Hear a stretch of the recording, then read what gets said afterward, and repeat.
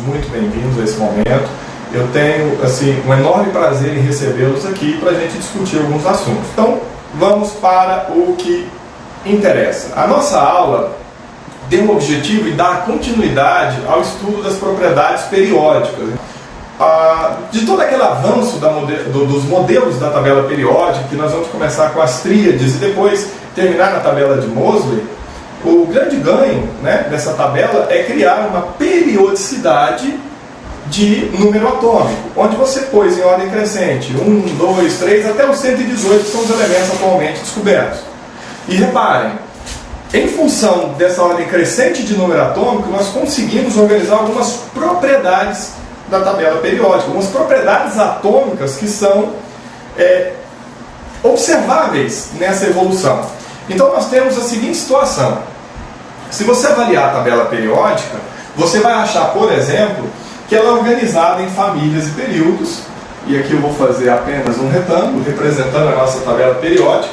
Você tem 18 famílias, 18 blocos, que são organizados aqui na vertical, e você tem 7 períodos, que são as 7 camadas eletrônicas que você tem, de 1 a 7.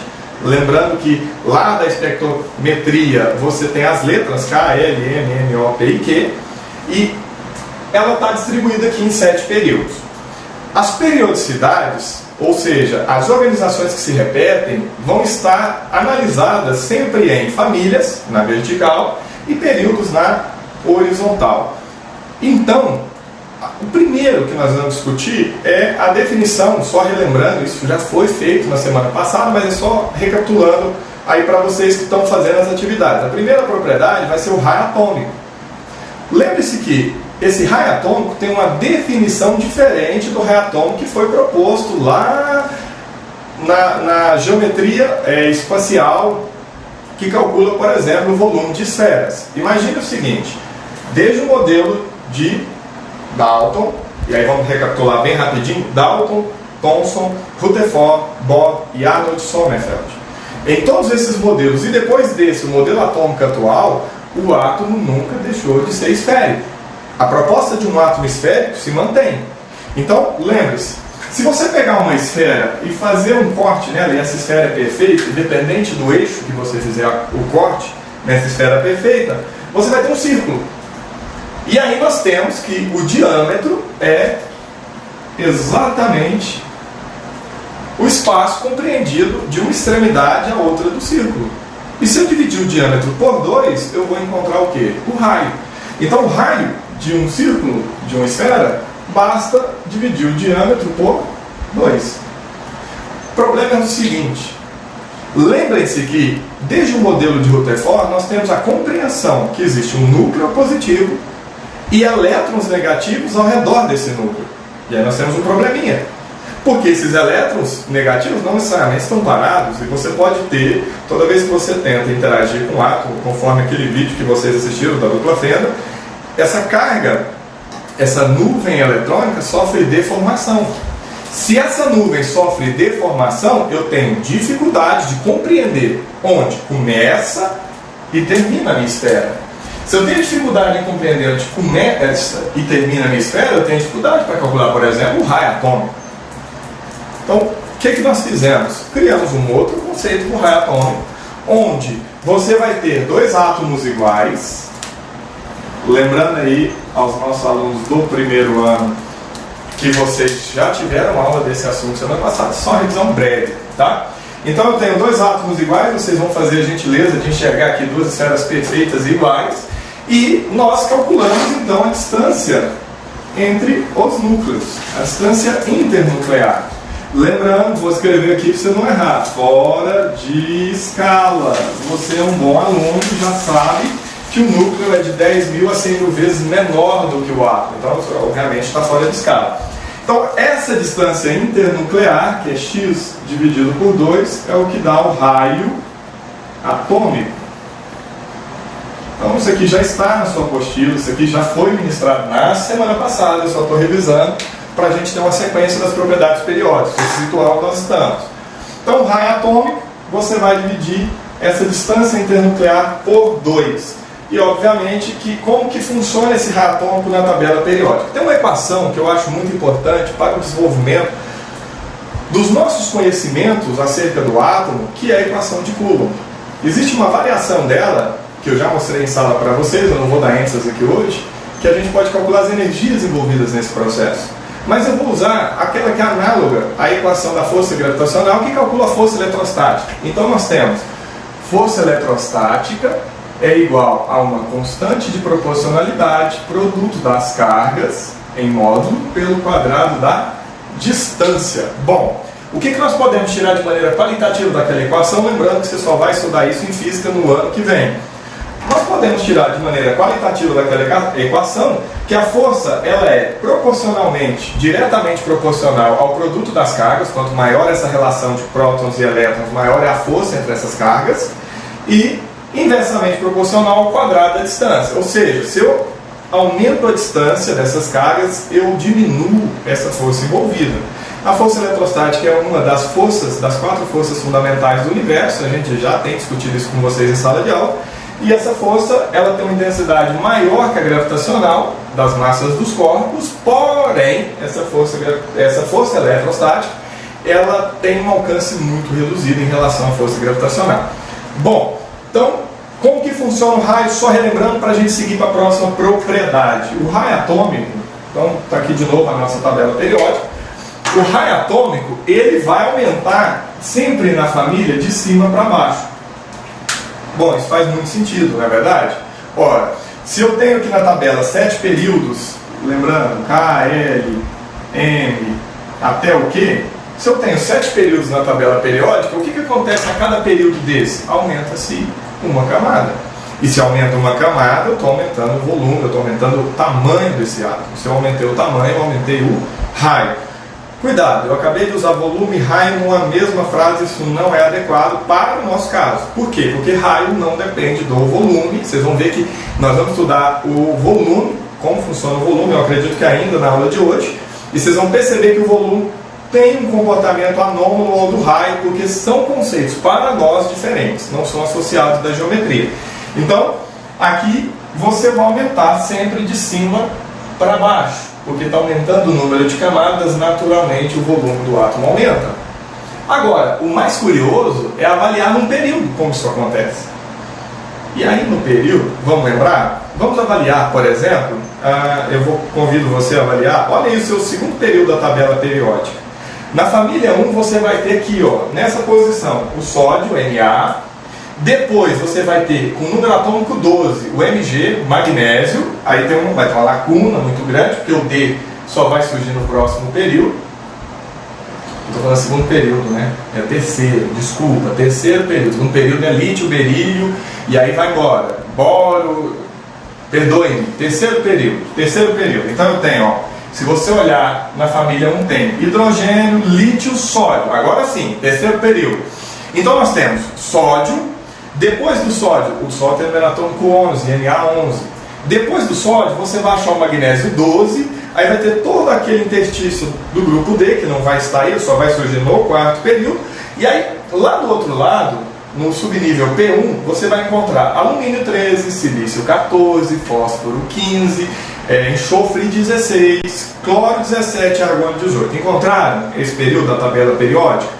Então repare, nós começamos do sódio, magnésio, alumínio, etc, etc, etc, e chegamos no argônio 18. Ora, o que está acontecendo? Se você perceber, nós estamos colocando um próton, um elétron, um próton, um elétron, um próton, um elétron. Lembre-se que esses átomos são entidades neutras. Ou seja, o número de cargas positivas precisa ser igual ao número de cargas negativas. Se eu tenho 10 prótons, eu preciso de ter 10 elétrons, porque a carga de um próton e de um elétron são iguais, com exceção de cargas serem de uma positiva, 1,6 vezes 10 a menos 19 coulombs, e a outra, o elétron, menos 1,6 vezes 10 a menos 19 coulombs. Então eu tenho uma carga positiva, eu tenho uma carga negativa, e a gente precisa, obviamente, se você tem o mesmo número de cargas, elas se neutralizam, tudo ok? Então repare, dentro do terceiro período da tabela periódica que nós estamos discutindo, que começa lá no sódio e termina lá no argônio, você vai perceber, aumenta um próton, aumenta um elétron, aumenta um próton, aumenta um elétron. Ora, se eu estou aumentando o número de cargas, observem aqui, se nós estamos aumentando o número de cargas, é bem intuitivo acreditar o seguinte, que entre as cargas está aumentando a intensidade e a força eletrostática entre elas também aumentou.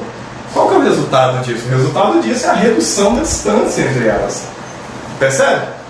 Então, se tiver algum professor de ciências da natureza nos assistindo nesse momento, vai saber que essa equação é bem mais complexa de calcular, você tem outras coisas para fazer. Não é o nosso objetivo. Nosso objetivo é uma análise qualitativa para que você tenha entendimento do que está acontecendo. Então, qual é a nossa previsão dentro de um mesmo período? Dentro de um mesmo período da tabela periódica, a nossa previsão é que o período aumente da direita da tabela para a nossa esquerda da tabela. Por quê? O que está acontecendo? Vamos avaliar de novo o terceiro período de lá para cá. Começa no argônio. O argônio tem 18 prótons e 18 elétrons. Imediatamente ao redor dele tem um cloro com 17 prótons e 17, você já entendeu a conta. Então, se você seguir nesse formato da direita para a esquerda, você vai perceber que nós estamos retirando um próton e um elétron. Um próton e um elétron. Se a gente está retirando um próton e um elétron de cada átomo, nós estamos diminuindo a força eletrostática. Agora eu não estou aumentando as cargas, eu estou diminuindo as cargas. E se eu diminuo as cargas, eu diminuo a força, consequentemente eu aumento a distância das cargas. Se eu aumentei a distância, o raio aumentou. Ok? Tarefa de casa para você fazer depois, avalie os elementos do quarto período, que começa lá no potássio 19, cálcio 20, escândio 21, titânio 22 e vai até o hélio, neônio, argônio, criptônio, no extremo leste da tabela periódica com 36. Ok? Então, essa é a primeira propriedade periódica. Vamos para uma outra propriedade que a gente já viu, que é a energia de ionização. O que é energia de ionização? A energia de ionização é uma propriedade que o átomo tem de receber um elétron. Energia de ionização, ele recebe energia e libera elétron. Nós já estudamos isso, potencial de ionização. Então, um átomo X no estado gasoso, ele recebe energia, você vai estudar isso, dos processos que são endo ou exotérmicos, essa energia não necessariamente precisa ser na forma de calor, e ele vai produzir um íon no estado gasoso e ainda liberar um elétron. Piadinha interna dos nossos alunos do primeiro ano. Qual que é o estado físico do elétron lá naquela equação? Lembram? Não tem. Não faz sentido falar de estados físicos para partículas subatômicas. Quem tem estado físico é a matéria. A matéria é constituída por átomos que são um conjunto de partículas. Então, o átomo X gasoso, por que o estado gasoso? Porque no estado sólido eu tenho um aglomerado, no estado líquido eu ainda tenho um aglomerado, e já no estado gasoso eu tenho um grau de liberdade maior. Se eu tenho um grau de liberdade maior, eu posso isolar um átomo. E aí eu consigo mensurar essa energia para de fato remover um elétron. Então, a energia de ionização é uma energia em que um átomo recebe a energia para perder o elétron. Isso é muito importante para que você entenda as ligações químicas, que é o nosso objeto de estudo após o conteúdo do livro 4, que você vai ver. Então, repare, como que funciona isso na tabela periódica? Bom, tá aí a tabela de novo. Eu acabei apagando a equação, vou reescrevê-la aqui, que ela tem uma utilidade muito grande para nós em todas as propriedades, ou na maioria delas, produto das cargas pelo quadrado da distância. Então, de novo, nós já chegamos num denominador que o raio do átomo aumenta nesse sentido. Ora, se as cargas estão ficando mais distantes, ficou mais fácil da gente remover esse elétron. Repare, mais uma vez, acompanhe.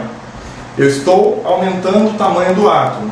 Significa que o elétron que está na última camada, lá nos últimos períodos da tabela periódica, avaliamos a família 1. Lítio, sódio, potássio, rubídio, césio e lá embaixo, o frâncio. O frâncio tem 7 camadas eletrônicas, então ele tem até a camada Q. Esse elétron está bastante distante do núcleo. Se eu aumentei demais a distância do núcleo, o que eu quero dizer? Eu quero dizer que a força eletrostática que prende esse elétron ao núcleo é bem mais fraca do que, por exemplo, o elétron do lítio. O que vai acontecer então? Eu vou precisar de menos energia para remover elétrons de átomos grandes do que de átomos pequenos. É bem óbvio isso, né? Então repare, como que funciona a energia de ionização? Lembrando que isso é uma revisão do que nós já vimos, mas eu achei que sem falar disso ia ficar sem nexo. Energia de ionização aumenta de baixo para cima. O que está acontecendo de baixo para cima na tabela periódica dentro de uma família? Está diminuindo o tamanho do átomo, ou seja, esse elétron está ficando mais perto do núcleo. Se o elétron está ficando mais perto do núcleo, eu estou diminuindo a distância, o que eu estou fazendo com a força entre eles? Aumentando. Se eu aumentei a força, eu preciso de mais energia para remover esse elétron. Bem intuitivo, né? Pois bem, e como que funciona isso no período? Lembre-se que o raio aumenta nesse sentido, da direita para a esquerda. Obviamente, o que está acontecendo então da esquerda para a direita? O raio, o tamanho, a proximidade das cargas estão diminuindo. Significa então que a energia vai nesse sentido. Ou seja, quanto menor o átomo, maior é a quantidade de energia que nós vamos ter que fornecer para remover o elétron. Lembrando que, naquele sentido do período, além de diminuir o tamanho do átomo, nós também estamos aumentando o número de cargas positivas e negativas. E aumentar o número de cargas significa, obviamente, aumentar a intensidade entre elas, e aí nós vamos precisar de mais energia. Tudo ok? Isso aqui vai determinar para nós uma série de questões muito importantes para a gente discutir o caráter metálico, que é uma outra propriedade. Bom, uma outra propriedade muito interessante é a de afinidade eletrônica. Como que funciona? O que é afinidade eletrônica?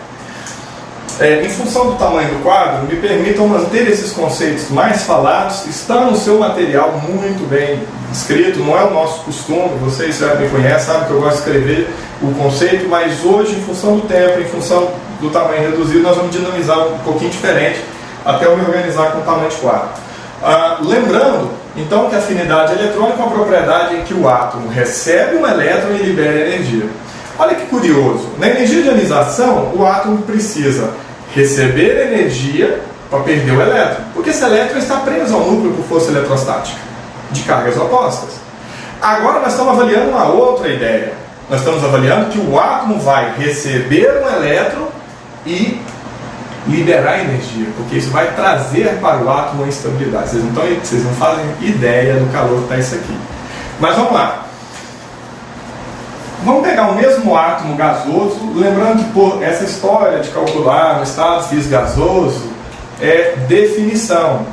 Definição. Presta atenção, a minha produção está me avisando que tinha alunos copiando o que está no quadro. Não se preocupe, eu vou disponibilizar tudo isso no YouTube. Eu acho que mais tardar hoje no final da tarde. Mas todo esse conteúdo está no seu material, ok? Mas eu vou disponibilizar esse vídeo. Vai ter alguns cortes, algumas coisas que eu estou falando. Por exemplo, nesse momento eu vou ter que cortar, né? Vou tirar esse momento da produção, mas aí depois a gente vai seguir, ok? Minha musa inspiradora, minha roteirista está aqui atrás das câmeras me dando as dicas aqui de como nós vamos seguir. Vamos lá? De novo. Por que átomo no estado gasoso? Eu já expliquei. Porque no estado gasoso eu consigo separar melhor a matéria, eu consigo dar mais liberdade. Se eu isolei um átomo, eu consigo saber a energia de fato para um elétron. É por isso que nós fazemos no estado gasoso. Certo? Então isso é definição. Posso fazer em qualquer estado? Gente, afinidade eletrônica é quando um átomo recebe um elétron. Por definição, tem que estar no estado gasoso para eu mensurar essa energia. Mas receber o elétron, se é sólido, se é líquido, ele ocorreu uma afinidade eletrônica. Então, onde agora ele vai receber um elétron, e vocês já sabem, quando perde elétron se transformam em entidades deficientes de carga negativa, então, portanto, cátions, e quando ele recebe elétron, ele se transforma em entidades que estão ricas, né, em cargas eletrônicas, em cargas de elétron, cargas negativas, por isso chamamos de ânion. Lembrem-se disso, nós já vimos isso. Então, o X, quando recebe um elétron, ele forma o X1-, que é gasoso, e de quebra ainda libera energia. Olha que legal! Se o átomo recebe um elétron e libera energia, e o outro, para perder o elétron, precisa absorver energia, essas duas propriedades são muito importantes para que você compreenda a ligação iônica. Porque a ligação iônica é aquela que vocês vão estudar, que ocorre com transferência definitiva de elétrons. Para que o elétron saia de um átomo e vá para outro, requer energia. E a gente está mostrando as propriedades que são fundamentais para que você compreenda.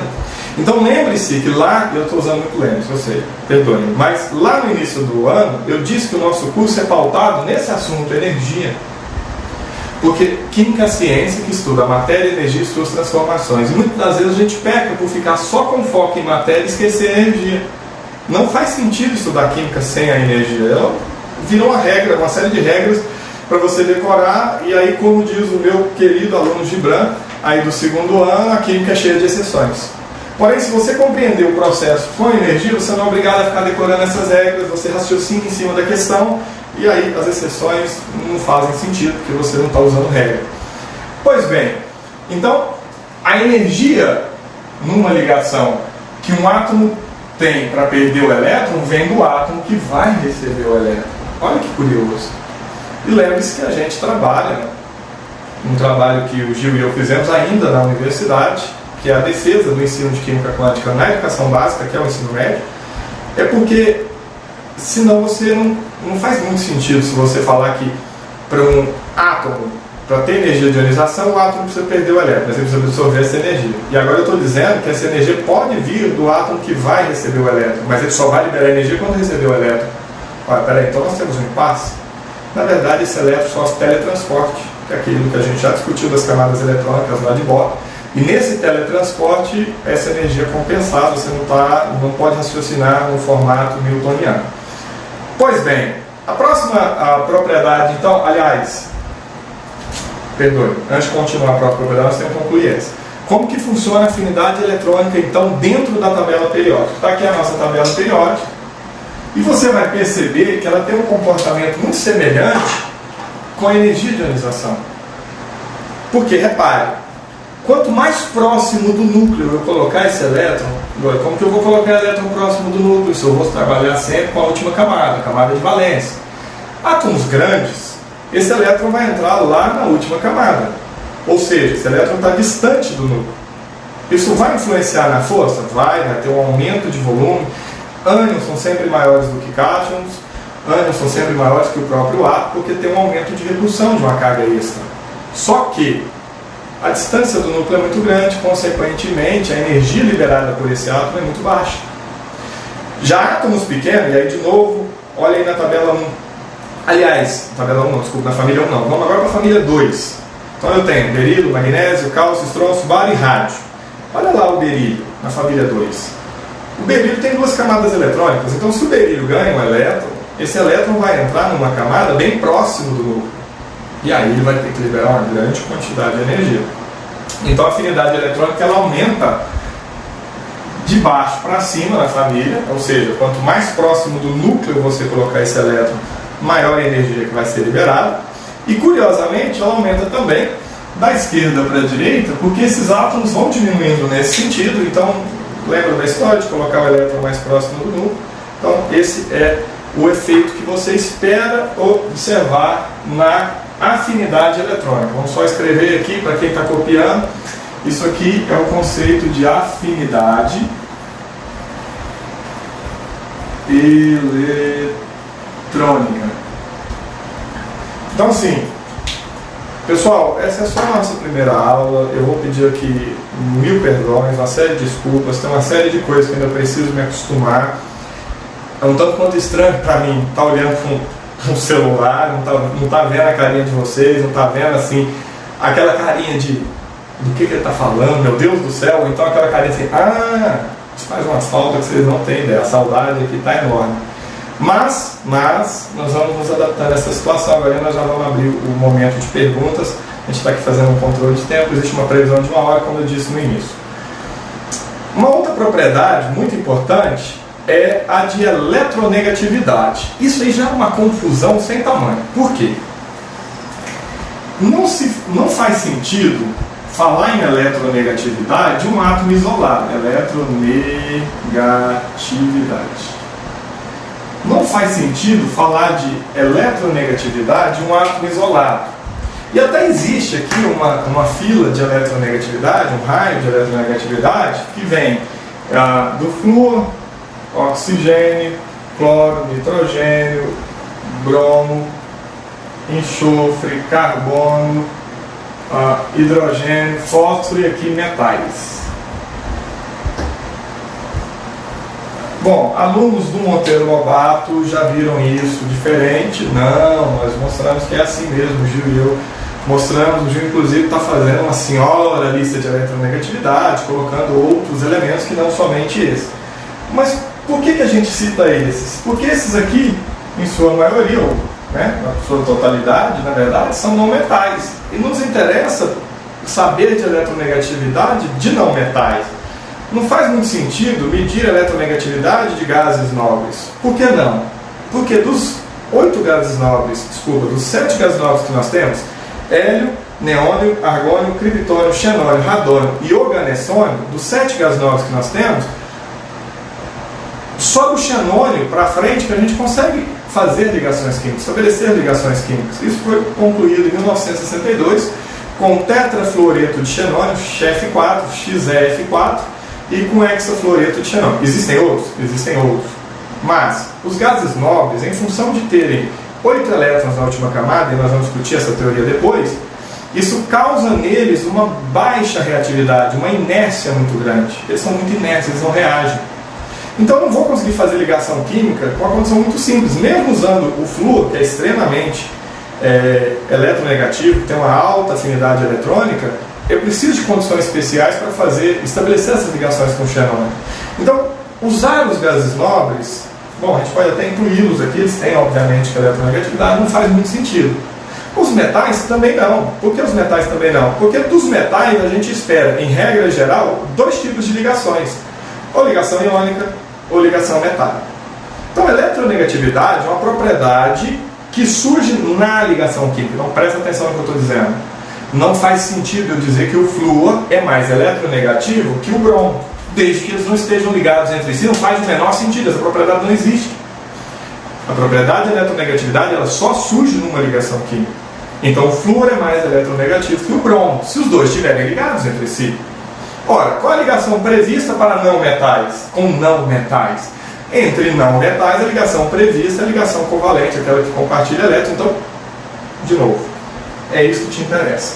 Existe uma frasezinha, eu sou bem contra frases, porque vocês sabem que vocês usam isso de maneira a memorizar. Como recurso mnemônico é ótimo, mas é bom entender o que está rolando. Então, vou citar a frase aqui, Folclore no Brasil é igual a Saci com Harry Potter. Essa frase não é minha, não fui eu quem inventou, não foi eu que inventei, foi um aluno que, enfim, no primeiro ano de 2015, do extinto Colégio CDF, eu agora não me recordo o nome dele, mas eu acho interessante, pertinente, dar os créditos quem faz as coisas. Ele fez essa frase, na época eu já contei isso para vocês, ele foi ridicularizado, mas eu achei a frase muito inteligente, porque hoje no mundo globalizado, Saci e Harry Potter são instrumentos, sim, da cultura brasileira. Pois bem, já a eletronegatividade, como a gente está voltando nesse assunto, você tem a questão da eletronegatividade de os átomos necessariamente estarem ligados. Então, basicamente é isso aqui. Imaginemos 2 átomos de hidrogênio. Então eu tenho aqui 2 esferas perfeitas, como você está vendo, fora de escala, aqui, fora de escala. Ah, professor, você já disse, eu estou escrevendo. Porque infelizmente isso aí, ou felizmente, eu vou ter que postar isso e depois o povo vai fazer críticas do tipo, que loucura, que tamanho de núcleo é esse, enfim, fora de escala, dá ênfase. Você, meu prezado aluno, já tem essa educação para compreender essas coisas, mas enfim, infelizmente quando a gente vai expor as coisas para outras pessoas, a gente tem que estar sujeito a ouvir algumas coisas agradáveis, e aí não é o caso de vocês, mas vocês sabem. Então, isso aqui não é um igual, você já sabe, um par de elétrons da ligação. E se eu for representar isso de uma outra maneira, por exemplo, a partir de uma aproximação de 2 átomos, está aqui o hidrogênio com o seu elétron, o hidrogênio com o seu elétron. À medida que eles se aproximam, e aí lembrando da equação mais uma vez, vou ter que tatuar essa equação aqui no quadro. Força elétrica, produto das cargas pelo quadrado da distância. Bom, à medida que eu aproximo essas cargas, vai haver um aumento da força. E é isso que a gente vai dizer que é a ligação química. Tá. Quando eu aproximo essas duas, qual é a nossa expectativa? A nossa expectativa é que, quando estabelecida a ligação, esses elétrons estejam equidistantes do núcleo, X e X. O que eu quero dizer com isso? A mesma distância do núcleo desse átomo do par de elétrons da ligação tem que ser do par de elétrons para o núcleo do outro átomo. Bom, isso acontece. Se os átomos são iguais, acontece. O problema é quando a gente lida com átomos que são diferentes. E aí, neste caso, vou usar aqui os extremos da nossa lista de eletronegatividade aqui. Eu vou usar os extremos dela. Então, imaginemos a seguinte situação. Eu tenho a aproximação de um hidrogênio aqui. E aí, vou mudar o elétron para fazer sentido. Vou representar os elétrons do hidrogênio com um x, para você diferenciar. E os elétrons do flúor com as bolinhas. O flúor, ele é da família 17, do extremo leste aí da sua tabela periódica. Então, o flúor, se ele é da família 17, você faz a distribuição eletrônica dele, o número atômico dele é 9, você vai achar que ele tem 7 elétrons na camada de valência. Então, eu vou colocar os 7 elétrons dele.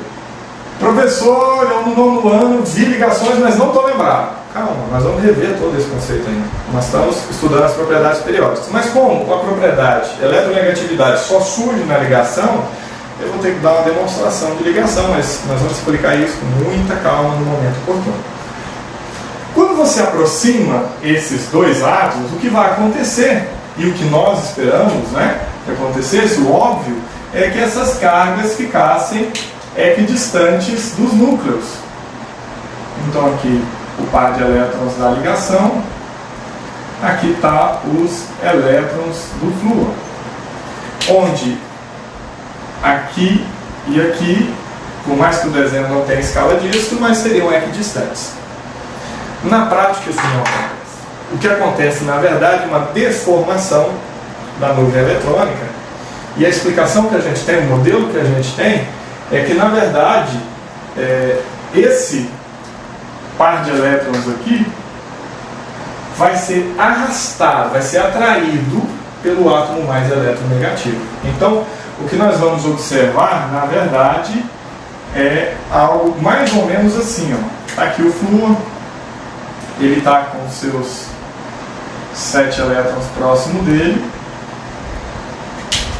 E o elétron do hidrogênio, que deveria estar próximo do hidrogênio, está próximo do flúor. Cuidado, eu não disse que houve a ruptura da ligação, nem tampouco que esse elétron saiu do hidrogênio, não é isso. Mas, esse elétron em laranja pertence aos dois elementos.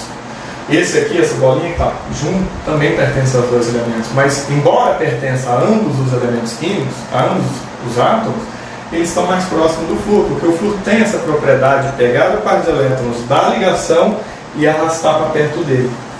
Essa propriedade chama eletronegatividade. Ele acomoda bem uma carga negativa.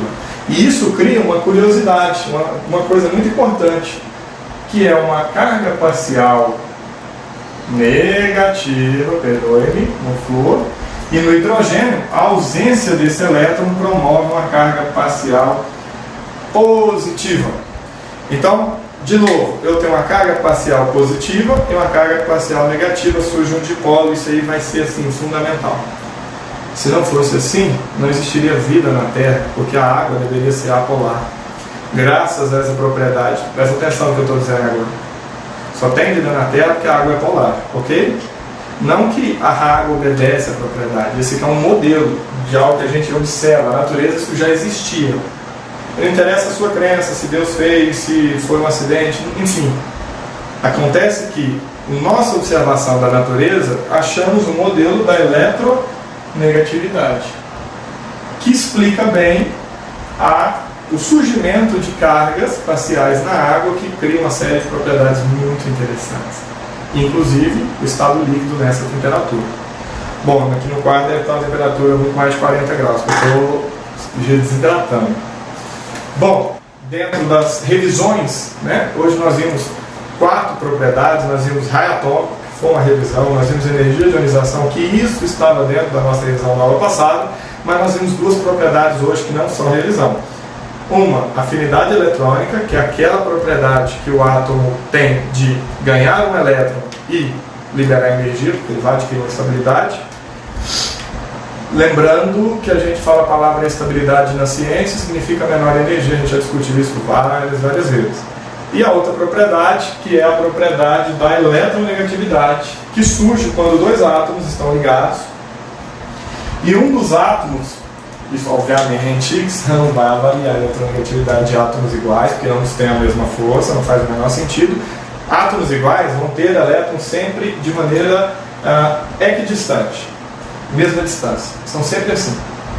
Agora, os átomos diferentes, você vai ter uma diferença na distância sim. Então, aqui eu vou ter nessa distância intranuclear, x e y, que denota, né, claramente que um dos átomos ficou com os elétrons, né, para próximo de si. Estamos juntos. Um abraço, beijo no coração. Tchau!